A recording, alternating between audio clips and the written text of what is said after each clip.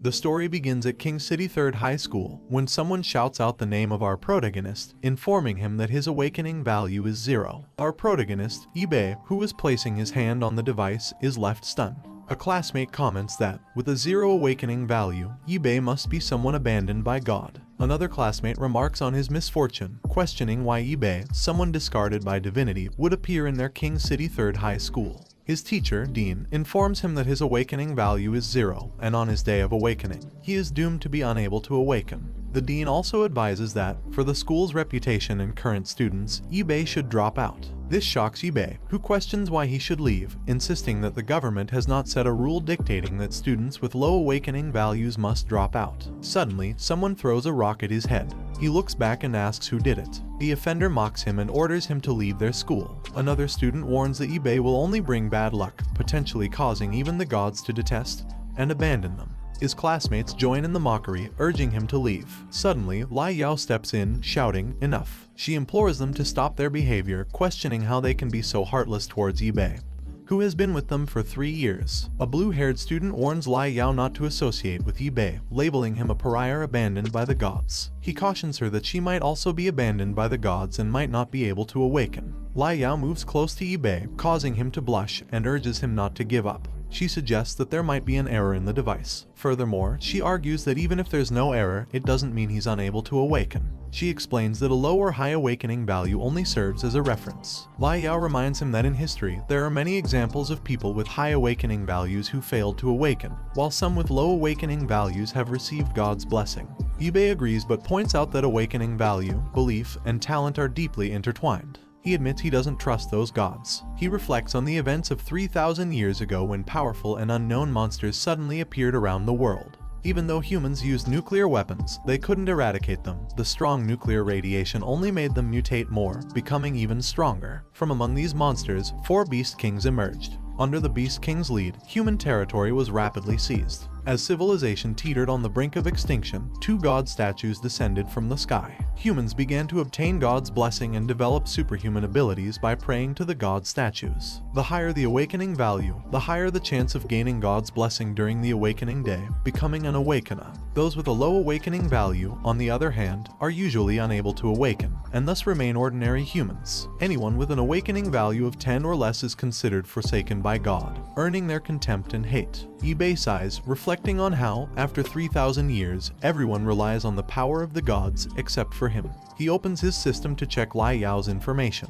Even though he can't awaken, he realizes that having this unknown system might be a blessing in disguise. He sees Lai Yao's status, noting that her level is insufficient authority, and her rating is smart with great wisdom. She specializes in deduction and can identify the truth from minor evidence. Therefore, it is unwise to lie in front of her. Ibe, who has been transmigrated with a system, embarks on his path to become the strongest, leveling up by grinding and killing monsters. He scoffs at his classmates, labeling them as fools. He anticipates the main awakening day, which is approximately 100 days away, and promises them a shocking surprise. He reassures himself that he doesn't need a god's blessing because he can also become strong. He then opens his status window, which shows that his profession is a student and all his stats are at 1.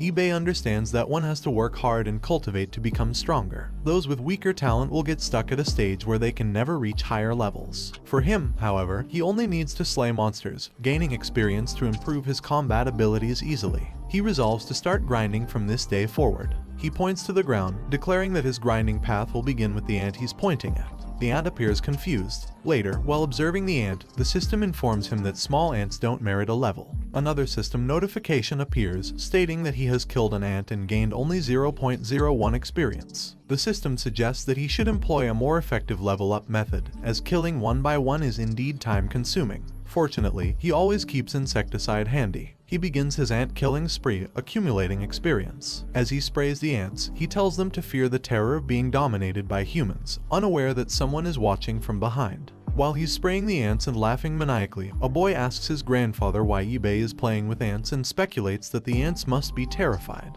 The grandfather advises his grandson to be a good boy and not to emulate eBay. Suddenly, a system notification appears, informing him that he has killed 100 ants and activated a hidden mission.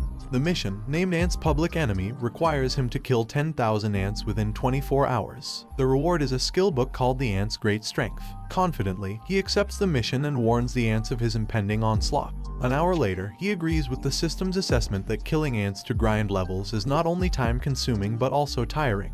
A notification appears, congratulating him on leveling up and gaining 2 attribute points. He ponders over his status, deciding on where to allocate the points. Since the mission reward is the ant's great strength, he thinks it's best to increase his strength. He adds his points to strength, and a light radiates from his body. He feels full of energy and proceeds to exterminate more ants, stating that he now has more energy to continue. Meanwhile, the old man warns his grandson to stay away from people like eBay. The system informs eBay that he has killed 10,000 ants and completed his mission. Surprised, he is excited to see his new title. He reads the title Ant's Public Enemy, which, when any ant species detects the player's scent, they will become angry and attack. When facing the ant race, this title reduces the enemy's combat ability by 50%. Furthermore, the skill The Ant's Great Strength increases strength by 10 times for a duration of 3 minutes with a cooldown period of 2 hours. Ecstatic, he realizes that this skill could give him overwhelming power if he encounters an enemy as strong as he is. About to tap on the interface, he declares that his efforts were not wasted. A light blinds him as he taps the interface. He questions if it's done. Wanting to test out his new power, he faces a tree, activates the ant's great strength, and delivers a powerful punch. The force sends the tree's body flying. Left speechless, he looks at his hand, musing that even Mike Tyson would not be able to defend against such a punch. The next day at school, someone throws a rock at him. As it's about to hit him, he catches the rock from behind. The guy smirks and tells him that eBay didn't get hit, guessing that eBay still has some luck. Despite this, he declares that eBay is abandoned by the gods and orders him to get lost, threatening to throw him outside. The guy warns eBay that the next stone won't miss and shouts at him, asking if he's not leaving yet. eBay lifts up the rock and crushes it with his hand, surprising the group. He puts down his bag and jumps towards them, punching the guy in the stomach. The guy shouts in pain and falls to his knees, shaking with disbelief at what happened. He had said that eBay was someone abandoned by God, but he can't understand how eBay has such strength. eBay tells him he went easy on him this time and warns them to remember that.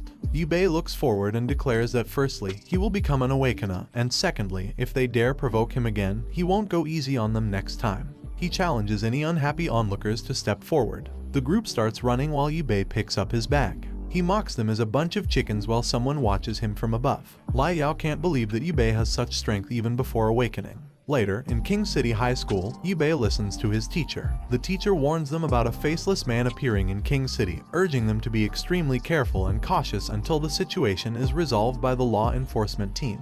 The teacher advises them not to move alone. He explains that the faceless man is a D-rank creature known as such because it lacks facial features. This creature is tall, large-bodied, filled with cement-like substances, and extremely tough. He also thinks when someone encounters the faceless man, never look at the faceless man's face, otherwise it will relentlessly pursue, and the teacher tells them despite the faceless man's strength, its movements are slow. If anyone encounters it, they should contact the law enforcement team right away. The teacher asks if they understand, to which the students agree. eBay reflects on how the world is becoming more dangerous, and he needs to increase his strength quickly as small gains no longer meet his requirements. The knight arrives at eBay's house. He swiftly kills 5 chickens with a knife, gaining multiple experiences. Holding the dead chickens, he realizes that killing white chickens provides him with more experience, but he can't afford to buy many chickens. A system notification appears, stating that he has killed creatures with combat abilities, activating space inventory, a system store, and a gold trade system with a trade ratio of 1:100.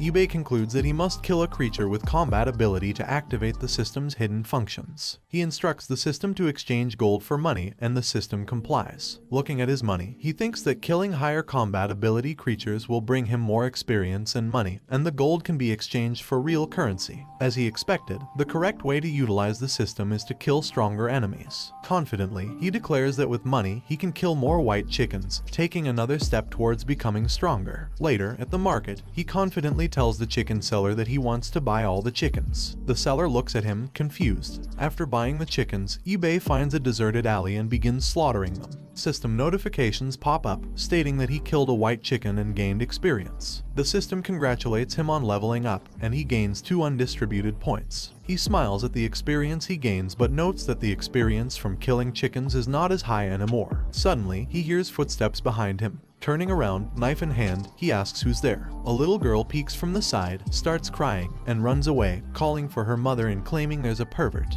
eBay was confused. Then the girl's mother arrives furiously asking which person dares to bully her daughter. eBay tries to explain it's all a misunderstanding, but the girl mother looks at him furiously and starts hitting him with a broom, refusing to listen to his explanation. Later, he was left beaten on the ground saying it's all misunderstanding. After the ordeal, eBay concludes that his method of leveling up by killing chickens is becoming too slow, and he needs to find another, faster way. Suddenly, he overhears a conversation about people quitting Lao Kaien's slaughterhouse. The men discuss that a butcher twisted his hand, and Lao Kaien's business is booming. But there are few workers now, making Lao Kaien very busy. eBay hadn't considered the slaughterhouse before and approaches the men, holding his knife, to ask a question.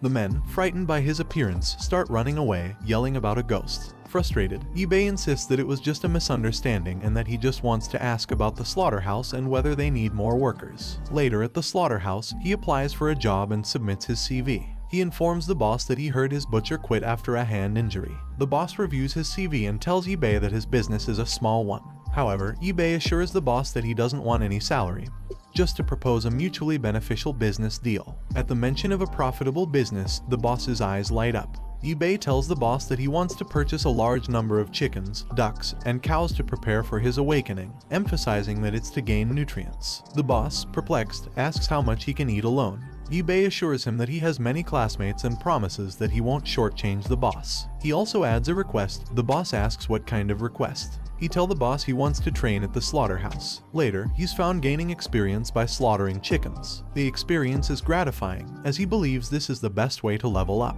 He surmises that larger animals would provide even more experience. Upon noticing a cow, he reassures it not to blame him, as it's his duty to kill them, and by doing so, he can level up. The nervous cow attempts to escape, causing surprise in eBay, who reminds it that no matter what, it cannot escape him. He chases the cow, urging it to stop running and struggling. The cow opens the door and was surprised and immediately stops. Once the cow encounters a high wall, eBay tells it that it can't run now. He swiftly moves past the cow and kills it in an instant. Upon the cow's collapse, he mocks it for daring to stop his slaughter. He laughs, exhilarated by the experience. The system displays that he gained plus 30 experience from killing the cow and collected the cow's information. He anticipates leveling up faster by killing stronger opponents. The cow's information is as follows: Level 5, Combat Ability 30, Rating, Kind Personality, Prone to Irritation when provoked. The boss is surprised at how quickly eBay adapted to the work, almost as if he was born to be a butcher. Suddenly, a loud growl is heard. He asks the boss about the source of the intimidating sound.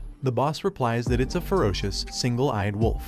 eBay is ecstatic, having never seen such a beast before, and asks the boss to take him to it.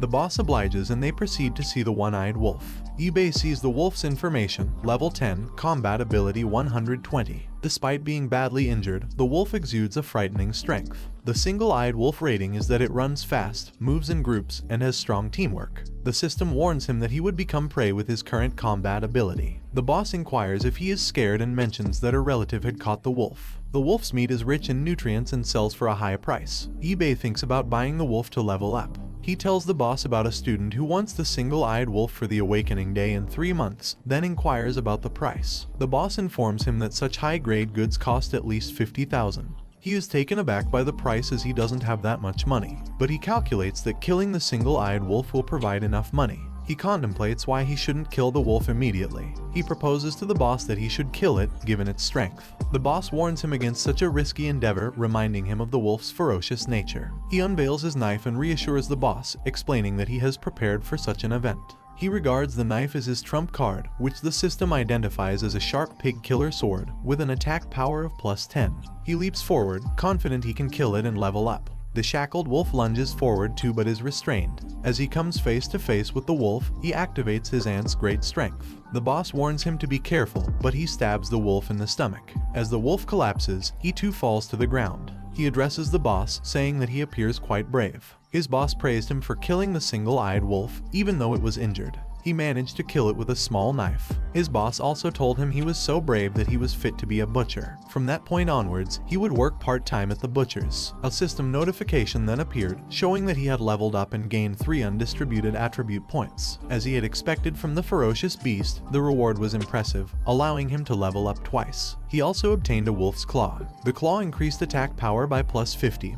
But it required level 10 to use. At the moment, he was only at level 5. He thought he would be able to use it right away, but alas, there was a level requirement. His boss patted his shoulder while rubbing his fingers, telling him the single-eyed wolf would be his for the agreed price of 50,000. He asked him not to blame him because he had asked for it. He handed the money to his boss, asking him to notify him if he captured any ferocious beasts in the future. The boss smiled and told him it wouldn't be a problem. The next day, he was at King City 3rd High School, reflecting on yesterday's events. He brought back the entire single-eyed wolf, and his dinner that night would be splendid. His teacher told the class that day they would learn about 2 professions, martial artists and pharmacists. These professions existed to support awakeners. Martial artists fought, and pharmacists healed wounds. He contemplated that the system store had excellent equipment, but he couldn't afford them yet.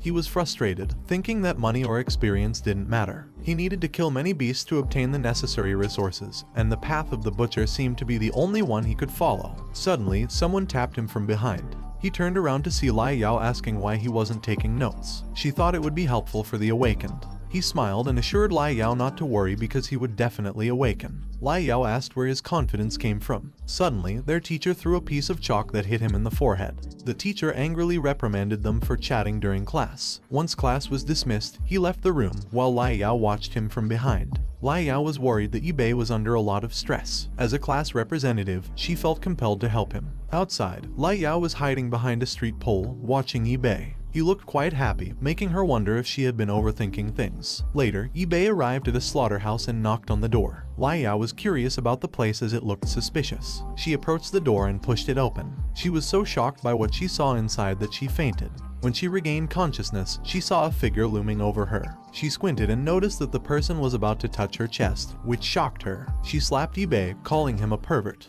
Yibei collapsed on the ground, assuring Lai Yao that it was just him. When Lai Yao realized who it was, she was surprised and asked him what he was trying to do. He retorted that he should be the one asking her what she was trying to do. He had been slaughtering a pig when she suddenly fainted, even causing him to be stained with pig's blood. She looked inside and saw the dead pig. He shyly admitted that he didn't realize she was so squeamish that she would faint at the sight of blood. He said he had no choice but to press her chest in an attempt to revive her. Embarrassed, she covered her chest and told him to stop talking about it, while thinking who would know that he is killing a pig. She asked him why he was there killing a pig.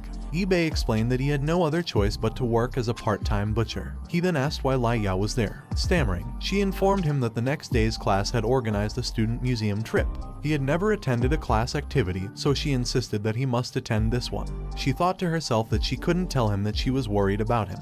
Yibei considered that he had been in this world for quite a while and indeed needed to understand some history. He put his hand on his chest and promised Lai Yao that since she had personally invited him, he would definitely attend. She turned away and told him she had said what she needed to say and would now leave. But before leaving, she sternly warned him not to tell anyone about the day's events unless he wanted to face dire consequences. He agreed, and then she closed the door behind her. As she walked away, she abruptly stopped and sat down, embarrassed about the day's events. The next day on the bus, their teacher informed them they were heading to a museum to learn more about the origin of ferocious beasts and the story of the Awakeners. Yibei's classmate talked about how the Pope was the world's savior and the female martial goddess. He looked at Lai Yao, agreeing with his classmate. He asked Lai Yao if she was a fan of the female martial goddess. She confirmed that she was and mentioned her aspiration to become like her to get rid of ferocious beasts and protect humans. He then asked her if she knew a lot about the gods. She replied that she had read some books and knew that many places had traces of gods. They gave humans godly power to become awakeners and fight the ferocious beasts. He posed another question. Although countless god statues had landed and the 9 cities were so large, why didn't their city have one?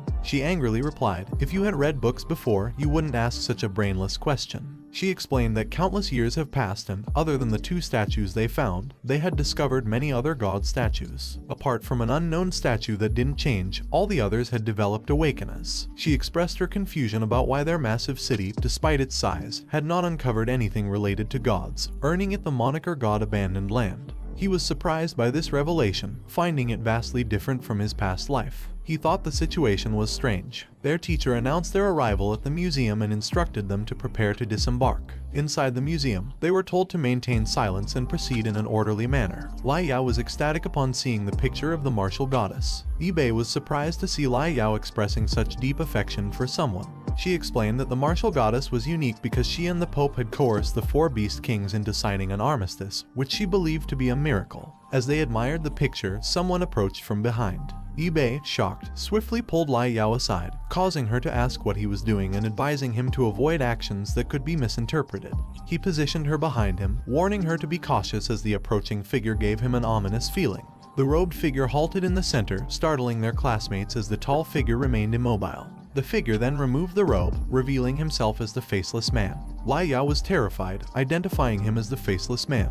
The Faceless Man shouted angrily and lunged at Lai Yao. However, Bei was quick to carry her away. He wondered aloud, didn't they say the Faceless Man doesn't have facial features? Isn't the mouth a facial feature? Panic ensued as their classmates fled, screaming. He set Lai Yao down in a safer spot, instructing her to help their teacher evacuate everyone while he stalled the Faceless Man. Lai Yao, worried, tried to tell him that he was no match for the Faceless Man. He reassured her not to worry, confident that he could handle the situation.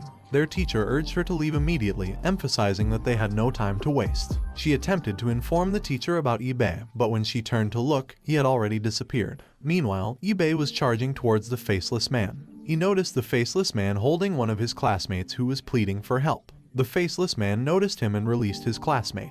Bei observed that the Faceless Man's system level was 7 and its rating suggested that anyone who saw its face would be pursued until death. Despite moving slowly and lacking intelligence, it possessed high defense and powerful strength. Bei was confident in his superior combat abilities compared to the Faceless Man. He was not only faster but also had a special skill. He anticipated that dealing with the Faceless Man should not be too challenging. Swiftly, he jumped around the Faceless Man, landing behind it. He taunted the Faceless Man, hoping to lure it away so others could escape. The Faceless Man reacted with an angry shout and hurled a rock at him. Though surprised, he managed to evade the attack in time. Bei was puzzled. Shouldn't a Faceless Man not have a brain? Why does it know how to launch long-range attacks? He observed the damaged wall, acknowledging the Faceless Man's destructive power. His cheeks reddened upon spotting a girl in the bathroom adjusting her shorts. She immediately labeled him a pervert. He averted his gaze, insisting that he didn't mean to look and now was not the time for such misunderstandings, while the girls ran off, cursing him. Noticing the Faceless Man preparing to throw another rock, he realized that he couldn't keep hiding his true power. As the Faceless Man launched the rock, he activated his aunt's great strength. He clenched his fist and punched, shattering the incoming rock. He gazes at the faceless figure as the shattered stone sweeps past him, hurling a fist toward the Faceless Man and commanding, "Eat his fist." His punch lands squarely on the Faceless Man, propelling it backwards with such force that it collides into the wall before crumpling to the ground. He studied the creature, wondering if it was dead. However, it soon rose, anger clear in its movements. Bei had expected the Faceless Man to have a formidable defense. He figured he could only defeat it after breaking through this defense. He instructed his system to open the store, intending to purchase a weapon. The system displayed the available items in the store. Today's offerings included the Azure Sword, with an attack power of plus 50 and a selling price of 200 gold, and the Eternal Sword, with an attack power of plus 60, a selling price of 500 gold, and effects of tearing and bleeding. Both swords were rated as powerful and legendary weapons. With a confident smile, he noted that a weapon without a level requirement was exactly what he needed. Glancing around the empty museum, he decided not to worry about his secret being exposed. He instructed the system to purchase the Eternal Sword, and the system confirmed the transaction. He warned the Faceless Man of his impending doom, then prepared to use the Eternal Sword. With a swift attack, he struck the creature's chest, darting behind it. Seeing that its defense was broken, he used his aunt's great strength to deliver a powerful punch, shattering the Faceless Man's defense. He continued the assault, reducing the creature to pieces and spattering blood everywhere. Later, Lai Yao, accompanied by 2 men, arrived calling his name and asked about the Faceless Man.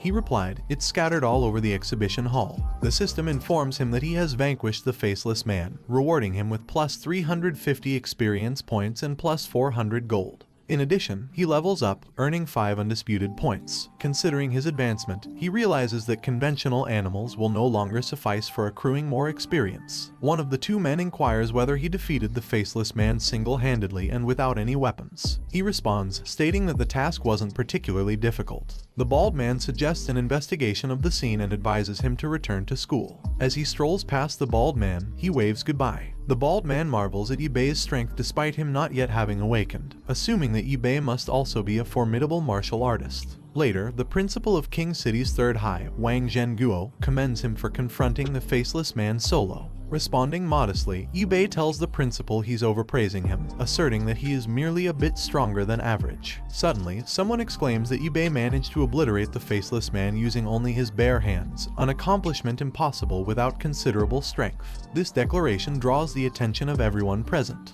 The principal introduces this individual as Lai Qingshan, the stern-looking team leader of King City's law enforcement third team. Sengu advises Qingshan not to intimidate Ibei, as he's their school's beacon of hope. Acknowledging this, Qingshan offers an apology. Qingshan, addressing Ibei, emphasizes the significance of him having slain a faceless man single-handedly. As the law enforcement team leader, he needs to understand the circumstances fully. Ibei reflects before mentioning that the faceless man was behaving unusually. Taken aback, Qingshan queries further. Ibei reveals that a faceless man is a solitary beast. However, it had appeared in a crowded museum, which seemed out of character. Qingshan, standing up, asks if there were any other oddities. Ibei recounts his combat with the creature, noting how it confined its movements to the exhibition hall, as though searching for something. Sighing, Qingshan extends his hand in gratitude for Ibei's cooperation.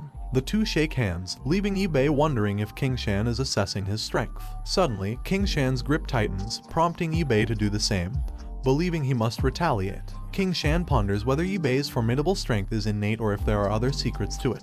Ibei is astounded, contemplating whether this is the power of an awakened individual, seemingly 10 times stronger than an average person. Their conversation is interrupted when someone rushes in, calling for Qingshan. Qingshan asks what is it, and the intruder is unable to complete his sentence before Qingshan releases Ibei's hand abruptly, much to Ibei's annoyance. Qingshan dismisses Ibei, instructing him to return home and rest. The man hands a document to Qingshan, who, upon reading it, announces grimly that trouble is imminent. Later that night, at Ibei's house, he prepares a hot pot, exclaiming that consuming a hot pot at home is the pinnacle of happiness, especially when it's filled with the meat of ferocious beasts, such as a single-eyed wolf. After consuming the dish, he shouts in agreement that the costly beast meat is worth every penny. The system notifies him of an increase in his strength and defense by plus 0.1, leaving him astonished that consuming beast meat could enhance his abilities. Rising from his chair, he decides to review his other achievements of the day. Opening the system store, he sees 2 potions for sale. The smaller potion, priced at 10 gold, restores 100 HP over 5 minutes, while the larger potion, costing 100 gold, offers immediate recovery of 100 HP. Weighing their potential to boost his endurance significantly, he opts to test the smaller potion first. As his body glows, he hears a noise outside. Approaching the door cautiously, he spots a figure seated on a chair and wonders about their identity. Upon kicking the chair, he demands to know who they are, why they entered his house, and their intentions. His fury turns to confusion when he recognizes the face of Lai Yao, who begins to blush and calls his name. She slaps him across the face and labels him a scoundrel. Bewildered by her unannounced visit, Ibei asks why she didn't knock. Lai Yao retorts that the door was unlocked and she was enticed by the delicious-looking beast meat on his table. Over dinner, she questions him about the source of the ferocious beast meat and whether it could increase one's chances of awakening. Ibei informs her that he purchased it from a slaughterhouse, emphasizing its rarity. Curious, he asks her why she sought him out. She sets her food aside to explain that during the encounter with the faceless man, she noticed the green light dispersing when he destroyed it. Lai Yao postulates that the faceless man may not have been acting independently but under control. She references the Ferocious Beast Code 359, a designation for infected beasts, which can infect and manipulate other beasts. However, Ibei, engrossed in his meal, leaves Lai Yao at a loss for words. She shouts at him, demanding his attention. In response, Ibei advises her to calm down, assuring her that everything should be fine. When she asks for clarification, he explains that he's aware of her concerns about potential infected beasts hidden in the city. Yet, he trusts the higher-ups to address this issue, as evidenced by the quick response of the law enforcement team and the involvement of Lai Qingshan.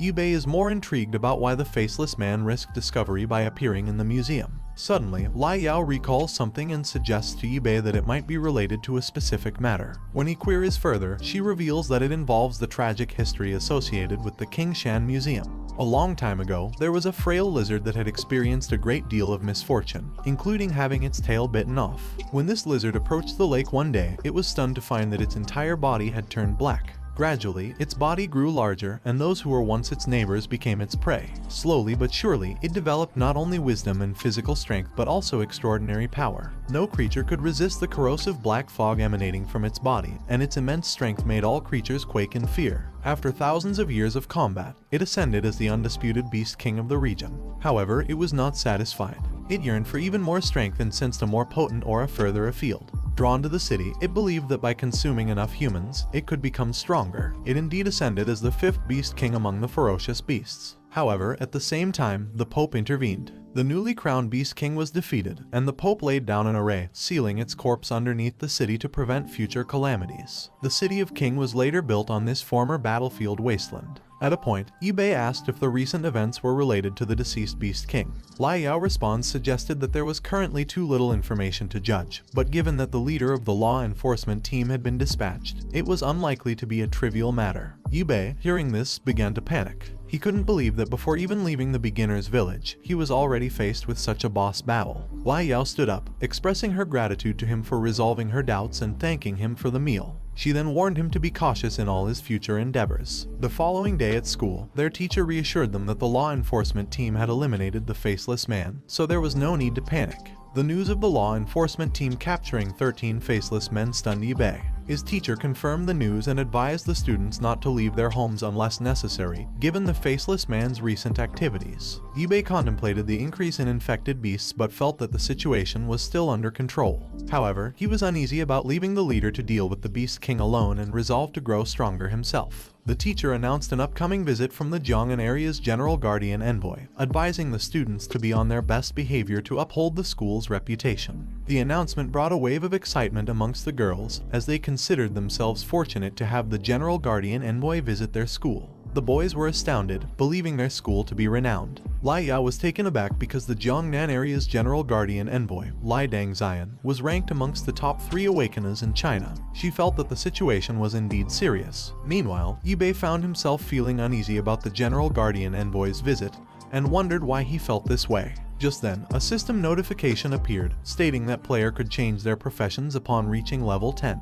Ibe found himself puzzled by the concept of a profession change and realized that reaching level 10 could be his opportunity for a power boost. However, since the livestock provided minimal experience, he decided to look for alternate ways to level up faster. Once the class ended, Ibe received a phone call. Answering it, and asks who is it. Boss Kyan tells him he's lucky because he got a rare beast this time. He asked what kind of beast. Boss Kyan, who excitedly informed him about acquiring a rare beast, a 3-headed griffin. Surprised, Ibe asked Boss Kyan where he got the high-rank ferocious beast from. Boss Kyan informed him that one of his adventurer team friends had captured 2 males and 1 female griffin, and was selling the males for 800k and the female for 500k, and asked Ibe if he wants them. Ibe affirmed and requested they be saved for him, to which Boss Kyan responded, reminding him not to forget to bring the money when he arrives, and then hung up the phone. Ibe reflected that even if he were to exchange all his coins for cash, he would still be short by 500k. Suddenly, a hand gripped his shoulder from behind. It was Lai Yao, pointing out his constant distraction and questioning when he would ever be focused. Putting on an act of destitution and vulnerability, he confessed to Lai Yao his recent financial struggles and inquired if she knew of any part-time jobs that paid substantially. In response to his query about needing money, Ibe nodded emphatically, affirming with a yes. She offered her assistance, proposing that she could transfer some money to him if he helped her with a task. Surprised, Ibe contemplated how Lai Yao usually refrained from ostentation, and he had never suspected she was wealthy. He confidently assured her that no matter the nature of the task, he would accomplish it. As he said this, he started blushing and began to say, even if. However, Lai Yao interrupted, blushing herself, warning him not to dare say anything inappropriate, and clarifying that she had no interest in him. He retorted that his intention was to help her deal with some bastard, questioning what she was imagining, which left her stunned. She instructed him to accompany her for the entire day tomorrow, leaving Ibe perplexed. The following day, Lai Yao was praying to the gods Zeus and Jehovah. He felt surprised, as these were the most revered gods. He considered them magnificent, believing that without these gods, the earth would likely have become a home for ferocious beasts. He asked Lai Yao if she borrowed a vast sum of money from him solely to compel him to accompany her to prayer class and questioned whether it wasn't too extravagant. She explained to him that prayer classes increased the chances of awakening. However, since he had been neglecting them, his power remained dormant. She believed it to be a waste. She proposed that if he managed to awaken, she might benefit from some good luck and also awaken successfully. His response was that spending 500,000 merely to gain a little good luck seemed absurd. He felt that he could never comprehend the world of the wealthy. He glanced back and saw a girl praying. He asked Lai Yao if prayer really had any effect. She assured him that it did, and explained that primal gems were precious. There were not many of these gems in the world, which is why most people prayed to statues and portraits. When he inquired about the gems, she reprimanded him for neglecting class, as it had been explained there. She went on to explain that primal gems were stones radiated and imbued with a hint of divine power. Statues crafted with primal gems possessed some divine power and could bless believers. However, sincerely praying to other statues or portraits could also increase the chances of awakening. He smiled, admitting he didn't believe in any gods. His only aim was to level up and become stronger. However, with so many gods, he couldn't help but wonder why China didn't have any. He asked her if she had heard any myths or legends about Chinese gods. She replied in the negative and informed him that China was a land abandoned by the gods and there were no legends of any gods. He found it strange that every other civilization had legends of gods associated with their land. How could China, so vast, not have any? He contemplated that maybe it wasn't that there weren't any, but rather that there had been a rupture, loss, or even erasure. He felt that since he had come to this world as a Chinese person, he bore the responsibility to seek the truth of that land. He told her that he had suddenly remembered something and needed to leave. She questioned if he was not going to pray anymore and reminded him that awakening was not an easy task. He assured her not to worry. Even if he didn't awaken, someday he would surpass the gods too. She was left confused and thought he was crazy. She wondered where his confidence came from. Outside, he contemplated that it was time to enhance his strength. Somewhere in an underground base, a cage was full of talismans. The system displayed a 3-headed griffin male, level 20, with a battle power of 15-0. The evaluation was that it had 3 heads, each possessing lightning, fire, and wind attributes. It warned not to get close, as a breath from it could turn anyone into ashes, and an encounter would mean certain death. The system then showed another 3-headed griffin, a female at level 17 with a battle power of 12-0. The evaluation was the same as the males. Boss Kyan asked eBay what he thought, commenting that he must have broadened his horizons because this was high-quality merchandise, and eBay was the first person he thought of. eBay was stunned by the battle power of over 1,000 of the 3-headed griffins. He thought that the faceless man, with only a battle power of 85, was truly trash. eBay asked Boss Kyan if he hadn't mentioned that there were 3 ferocious beasts. Boss Kyan informed him that capturing a 3-headed griffin was challenging, so his friend from the capture team would send it over shortly and asked for payment. eBay reassured him not to worry because they would transfer the money to him shortly. He then requested Boss Kyan to introduce him to the members of the capture team. Boss Kyan inquired what he needed to know them for. eBay replied that he might require their help in the future to hunt the ferocious beasts. Boss Kyan, thinking eBay must be reading some weird fantasy novel and had lost his mind, simply agreed, as eBay was a customer. He told him they'd arrive a bit later. As he gazed at the 3-headed griffin, he thought that with his current strength, he'd be finished in front of it. He decided it would be safer for him to wait for the hunting team to arrive and kill it. He informed Boss Kyan to let him know when the hunting team arrived. Back at his home, he was in the shower when suddenly he heard a noise. He hid and tried to identify the sound, wondering if it could be a tank rolling in. He moved closer to the door, concerned that the city was not safe, and decided to investigate. As he was about to open the door, it broke and was flung hard, hitting the wall. Ultraman was sent rolling, and when the door finally hit the floor, a dinosaur was revealed amidst the smoke. When the smoke cleared, he saw the girl who had kicked the door. It was Luo Yang, an adventurer and member of the hunting team, and the daughter of Luo Qingshan. She demanded to know if he was the pervert looking for them. Yubei angrily shouted back, asking who she was calling a pervert when she was the one who had smashed the door. She retorted that he was at home dressed like that, so he must be a pervert. His towel fell from his waist, leaving him shocked. He pulled up his towel, blushing, and shouted at her that it was a misunderstanding. Young walked out of the bathroom, declaring she'd had enough of this perverted bean sprout and wasn't interested in talking to him. She looked back at him and told him they had brought the final three-headed griffin. If he had anything to say, she would be waiting for him at the slaughterhouse. Later at the slaughterhouse, Boss Kyan informs him that person is a friend of his hunting team. The man introduces himself as Luo Lu Qingshan. Ibei gazes at Lu Qingshan and thinks it's no wonder he's a member of the hunting team. Merely standing there, Lu Qingshan emanates a sense of oppression. Then, Lu Qingshan introduces his daughter. Ibei glares at Yang, referring to her as a violent woman. Lu Qingshan asks Ibei why he wanted to see them. Ibei tells him he requires a large number of ferocious beasts and hopes they can collaborate. Lu Qingshan inquires as to why he needs so many fierce creatures. Ibei responds that he possesses a hereditary technique that requires the slaughter of a savage beast, explaining that he uses the blood to forge his invincible heart. Boss Kyan and the others are left speechless. Lu Qingshan feels duped because he's never heard of such a method before. Yang informs Lu Qingshan that Ibei is just a twisted idiot with a deranged mind. Ibei retorts angrily at Yang, calling her a violent woman and instructs her to stay silent. Lu Qingshan informs Ibei that since he's paid for it, the three-headed griffin belongs to him, and asks if he's certain he wants to kill it. Ibei confirms, but he admits his current strength isn't sufficient, thus requiring Lu Qingshan's assistance to weaken the beast until it's on its last breath. Lu Qingshan agrees to this arrangement. Entering the cage, Lu Qingshan eyes the three-headed griffin intently. He then launches a swift punch at the creature, causing it to collapse on the ground. Upon regaining its footing, the griffin lets out a deafening roar. The sheer volume of the roar leaves Lu Qingshan stunned, while Yang and Boss Kyan are forced to cover their ears. Yang notices Ibei not covering his ears and wonders if he's actually stronger than he appears. Lu Qingshan jumps and launches at the three-headed griffin. He readies his fist and punches it in the head, making one of its heads bleed. Then, it collapses on the ground, unconscious. Lu Qingshan tells Ibei it's down to its last breath and that it's up to him now, while Ibei looks at him, amazed. Ibei goes to the cage and approaches it slowly. He punches the griffin and a system message pops up showing that the player's powers are too low to break its defense, leaving him speechless. Yang mocks him, telling him bean sprouts are just bean sprouts, and advises him not to waste his energy. Before she can finish speaking, she is shocked to see Ibei punching the three-headed griffin with a series of hard, fast, and continuous punches. Yang asks Lu Qingshan if he feels Ibei's power is continuously increasing.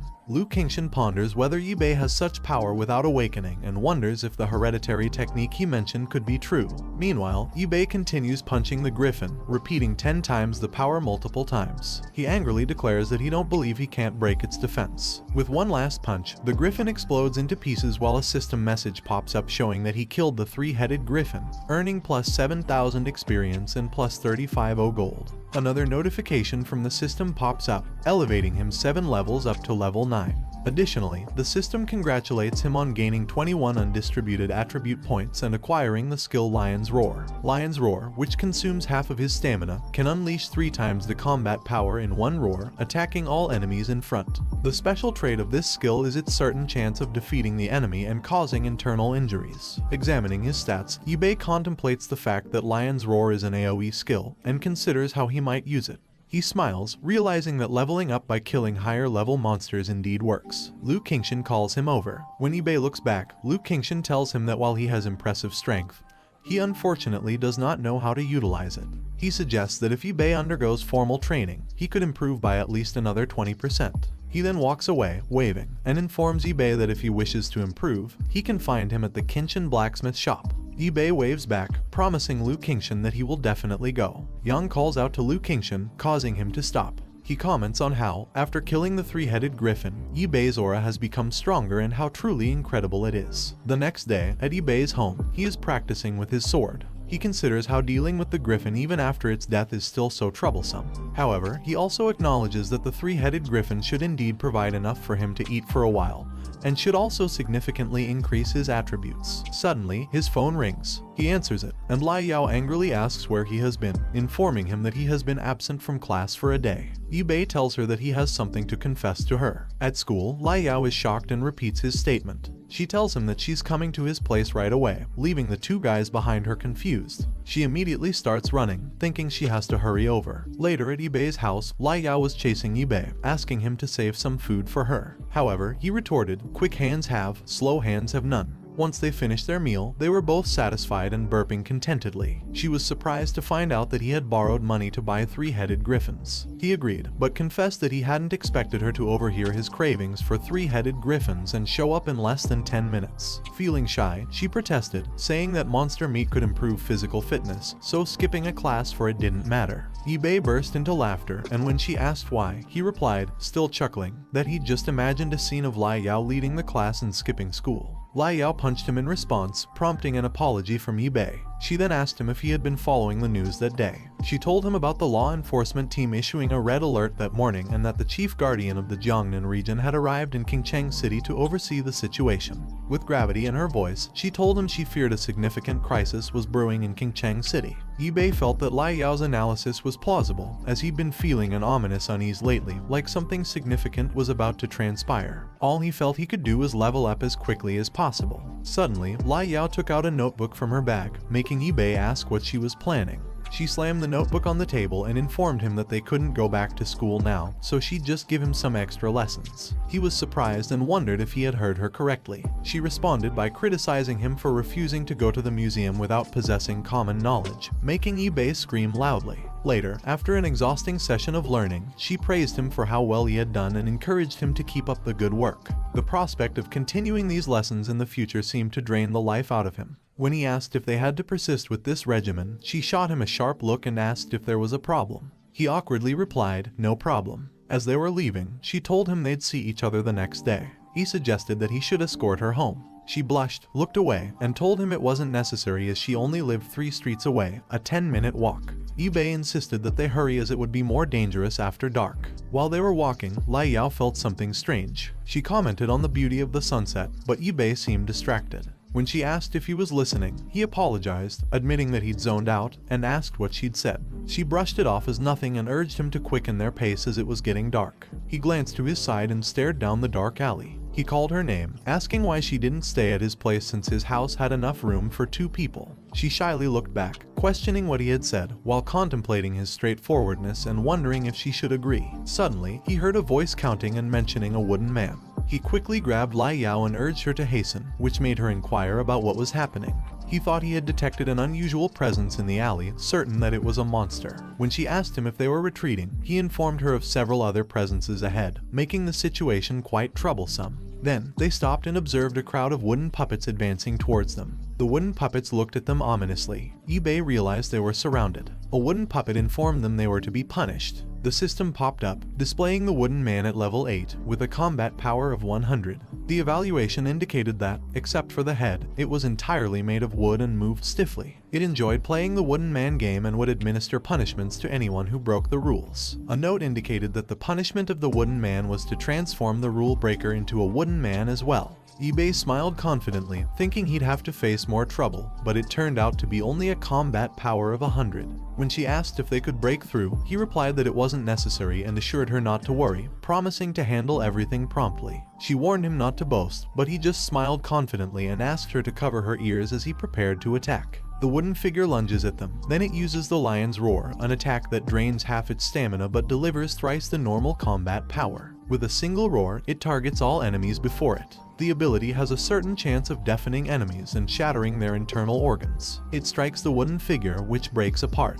Fragments of the wooden figure scatter on the floor, and she marvels that it was defeated with just 1 hit. She then questions when he became so powerful. Picking up a wooden arm, he notes that they're all made of wood, inedible, but yielding rich experience. Several system notifications pop up showing he gains plus 250 experience and plus 300 gold, multiplied by 4. Tossing aside the arm, he observes that with the current technology, there's no need for firewood, rendering these wooden creatures utterly pointless. Suddenly, he spots something on the ground, an attractive bead. He asks Lai Yao if she knows what it is. Lai Yao explains that if he had paid attention in class, he would have known it's the core of the wooden figure. The core, she elaborates, has potent vitality and can be used as medicine for awakeners. Moreover, it could be sold at a high price. His eyes light up at the prospect of selling it, and he requests all of them. Laughing at his fixation on wealth, she tosses him the core, promising not to compete for it. He nods in understanding, carefully studying the core. As he is engrossed, another person approaches him, which confuses him. The newcomer asks why he's still there, warning him about the dangerous monsters prowling outside. Yi Jiawen tells him it's particularly perilous at night. Jiawen is shocked to see the shattered wooden figure on the ground and asks if they were responsible. Yi Bei beams proudly while Lai Yao points at him, confirming that he single-handedly vanquished the monsters. This revelation leaves Jiawen stunned, causing him to regard Yi Bei as a monster. Yi Bei greets them and introduces himself. The revelation that he single-handedly defeated the faceless man leaves them stunned. He boasts that his family breeds talents, a statement his associate readily agrees with. He then introduces himself as Yi Jiawen, the captain of the 6th team, and commends Yi Bei's prowess. He speculates that Yi Bei might become a level 9 powerhouse in the future. Yi Bei modestly brushes off the praise while pondering about level 9, promising to surpass even the gods given time. Lai Yao ponders the implications. A level 9 powerhouse is the same tier as the 4 great guardians of China, and Yi Bei could reach that. She wonders if she'll eventually fall behind him. Jiawen advises them to head home, warning that the situation in Qingcheng City has become unpredictable. They later reach Lai Yao's house, where she thanks him for escorting her home.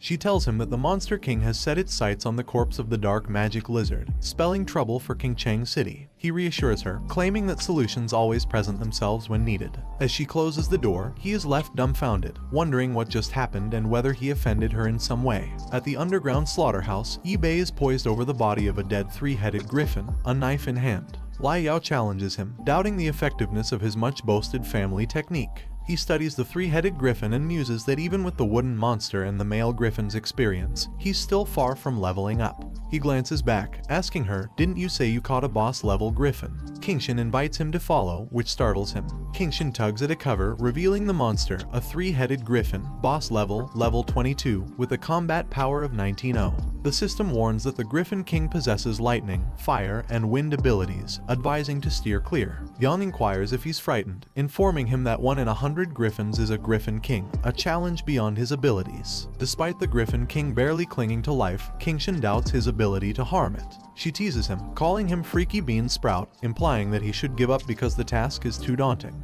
He grips his knife tightly, reassuring her that she needn't worry and instructs her to observe. With an attempt to stab the Griffin King, his knife snaps in half. Yang chuckles at his misfortune while he stares at his shattered blade. He realizes that without the heavenly sword, breaking through the Griffin King's defense proves a challenge. However, he can sense its feeble breath. Closing his eyes, he concentrates deeply under the watchful gaze of the Griffin King. Upon reopening his eyes, he mutters, 10 times the power. He launches a counterattack, slashing at the King Griffin's neck, causing the creature to shriek in agony. Both Yang and Qingshan express surprise. Qingshan wonders whether Yi Bei had truly comprehended the muscle-pounding breath technique due to his exceptional talent, or if his family's inherited technique was indeed so miraculous. The system notifies him that he has defeated the 3-headed Griffin King, rewarding him with plus 15,000 experience points and plus 53,000 gold. His level increases to 10, with 9 undistributed attribute points added. He also acquires a Griffin battle armor. As he considers the fortune he's about to amass, the system congratulates him on being the first to kill the boss, rewarding him with a boss treasure chest.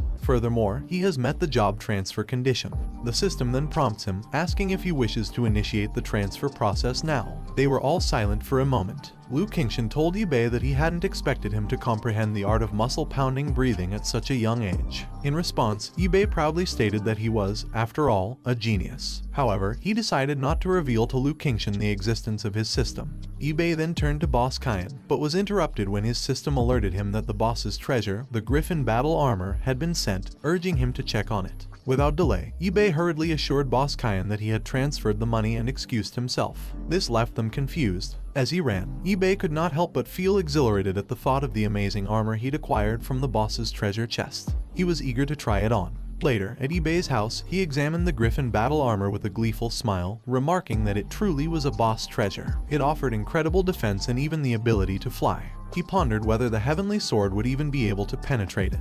His system displayed the armor's stats: defense plus 80, additional skill flight with a duration of 30 minutes and a cooldown of 5 hours, equipment level 10. The evaluation read, a true treasure armor with astonishing defense. Bullets can't penetrate it. Even the heavenly sword only causes minor damage to its durability. Yi Bei turned his gaze to his bed, where a village establishment token lay. He picked it up, pondering its purpose and whether it had also come from the boss's treasure chest. Despite his curiosity, he declared that the focus of the day was on himself, celebrating that he had finally reached level 10. He commanded the system to initiate a job change. The system complied, lighting up and displaying the job change options. First, there was the mage, a long-range profession that uses magic to explore the universe's truths. That sounded interesting to Yubei. Next, the system presented the warrior option, proficient in various weapons, brimming with intent, and pushing past limits. This appealed to Yubei. The final option was the Buddhist monk, compassionate and merciful, with the ability to enlighten all beings and a furious gaze that eradicates evil.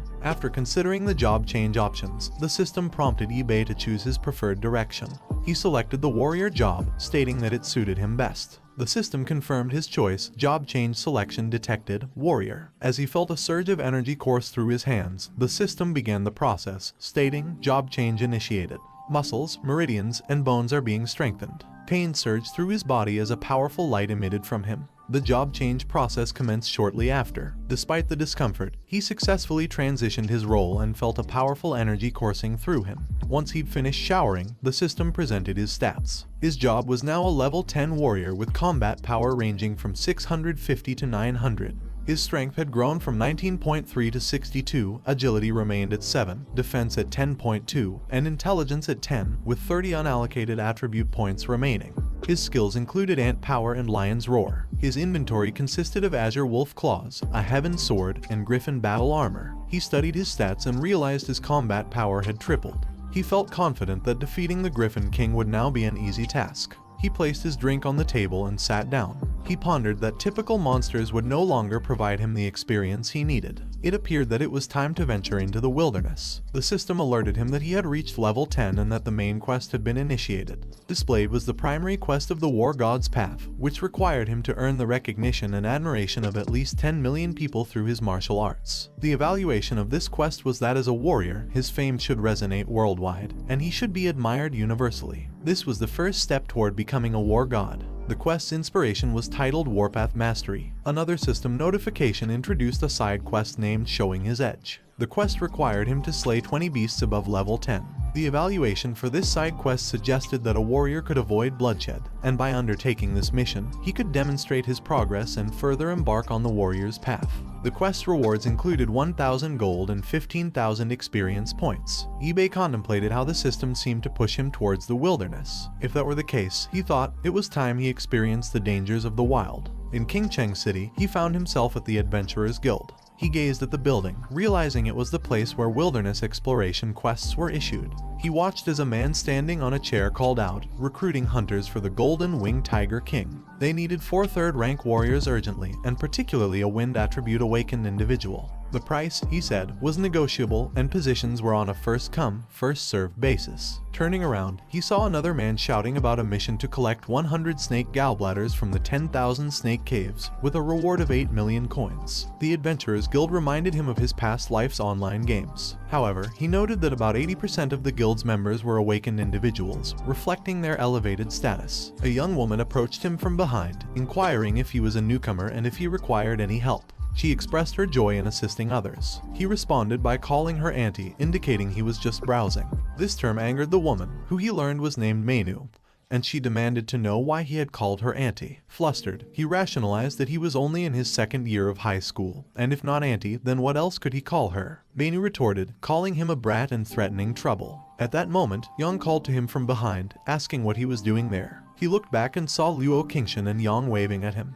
He quickly grasped Luo Qingshan's hand, telling him it was good to see him. He pushed Yubei's hand away and told him it was enough. Luo Qingshan told Menu to give him some respect and let the matter go, leaving Menu stunned. Menu walked away, telling Luo Qingshan that Yubei had better be smarter next time. As Menu walked away, Yubei looked at him and asked Luo Qingshan if all the people in the Adventurers Guild were strange. Luo Qingshan agreed, explaining that they had been fighting in the wilderness, struggling with death for years. That's why it was natural for their nerves to be a bit tense. Luo Qingshan then asked what he was doing there. He replied, saying that he wanted to go to the wilderness to experience it. Yang asked if he was going alone, warning him that the wilderness was full of danger. She told him that, given his current abilities, he would likely be eaten by a fierce beast within an hour. Yubei, however, mocked her, calling her a violent woman and telling her not to talk about him because he didn't think she was any better. They became angry with each other, with Yang calling him a weird bean sprout and challenging him to a fight. Ibe defiantly told her to bring it on, claiming he was not afraid of her. The people around them started to cheer, encouraging them to fight, while Luo Qingshan grew angry. He dragged both of them away. Later, Ibe, nursing a headache, told Luo Qingshan that he had been too ruthless. Luo Qingshan replied that he might not understand the full extent of his power, but the Adventurers Guild was full of hidden dragons and crouching tigers. He advised Ibe not to cause trouble there. Ibe said he understood. Luo Qingshan suggested that, with Ibe's current strength, killing some scattered monsters to gain experience could indeed improve his abilities. But he reiterated Yang's warning that the wilderness was extremely dangerous. While Luo Qingshan sipped his beer, Ibe excitedly said that he had traveled far and wide. He asked Luo Qingshan to tell him about the situation in the wilderness. Luo Qingshan agreed, making Ibe smile happily. Luo Qingshan explained that the environment outside Qingcheng City was complex. The most dangerous areas were the 4 major danger zones nearby. When Ibe asked about these zones, Luo Qingshan explained that to the east was Fierce Tiger Mountain, home to thousands of fierce monsters led by the Golden Winged Tiger King. To the west lay the Muddy Marsh, treacherous at every step and ruled by the brutal, double-headed Crimson Dragon.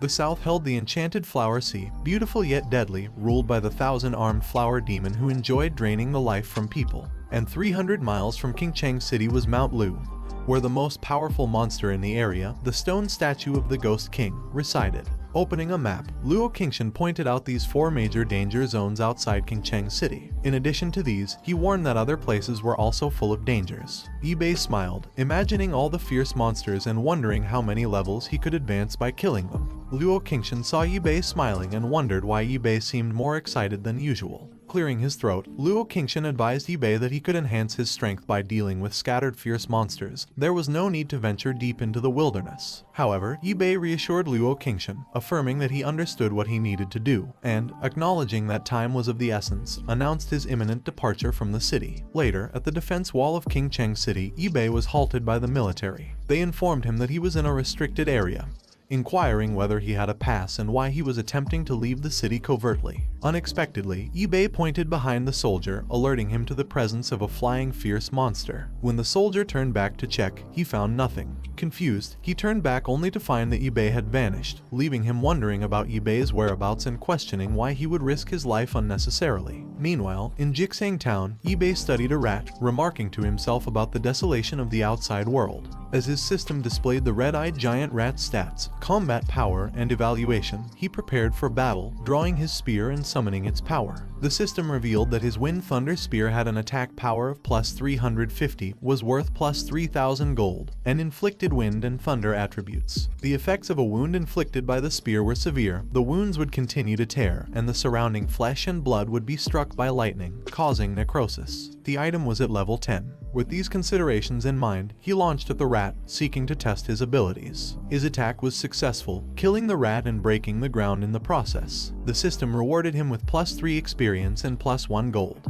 Looking at the dead rat, he mused that it wasn't worth his effort, but he couldn't help feeling happy about the monster hunting life he had longed for. Just then, he noticed the other rats beginning to stir. The rat seemed furious, squeaking threateningly before charging at him.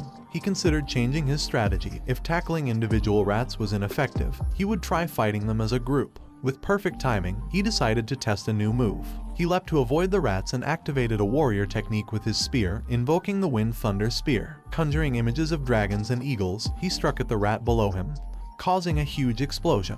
As the dust settled, he raised his spear in triumph. The system informed him that he had successfully eliminated the rat, earning him a significant amount of experience and gold. Well guys, that's the end of the video. If you like this video, comment part 2 in the comments section. Also subscribe to the channel, hit the bell and like the video. Thank you for watching and see you next time again.